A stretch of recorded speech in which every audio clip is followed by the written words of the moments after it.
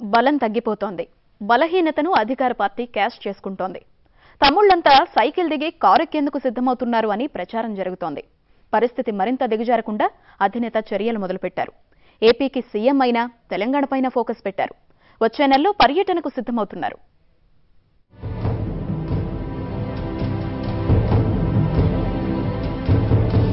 ఓవైపు అభివృద్ధి, రాజధాని కోసం నిరంతర సమీక్షలు, మరోవైపు తాత్కాలిక రాజధాని కోసం కసరత్తులు. ముఖ్యమంత్రి చంద్రబాబు డైలీ షెడ్యూల్ ఇది. ఏపీని అభివృద్ధి దిశగా నడిపించేందుకు నిరంతరం కష్టపడుతూనే ఉన్నారు. దృష్టి మొత్తం ఏపీ మీద పెట్టడంతో తెలంగాణలో సీన్ రివర్స్ అవుతోంది. టీటీడీపీ పరిస్థితి ముందు నుయ్యి వెనక గొయ్యిలా మారింది. అధినేత పట్టించుకోకపోవడంతో తెలంగాణ తమ్ముళ్లలో నిరాశ, నిస్పృహ.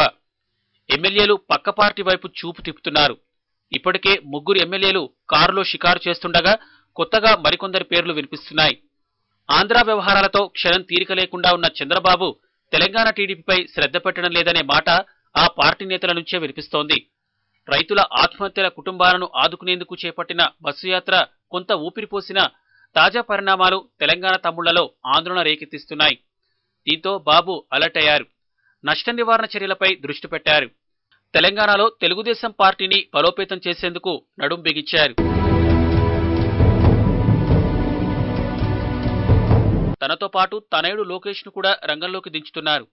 ఫిబ్రవరి 1 నుంచి తెలంగాణ జిల్లాలో పర్యటనకు సిద్ధమవుతున్నారు. రోడ్ మ్యాప్ కూడా రెడీ చేస్తున్నట్లు సమాచారం. టీటీడీపీ నేతలతో సమావేశమైన చంద్రబాబు పార్టీ బలోపేతంపై సుదీర్ఘంగా చర్చించారు. ఇకపై వారానికో జిల్లాలో పర్యటిస్తానని బాబు వారితో చెప్పారు.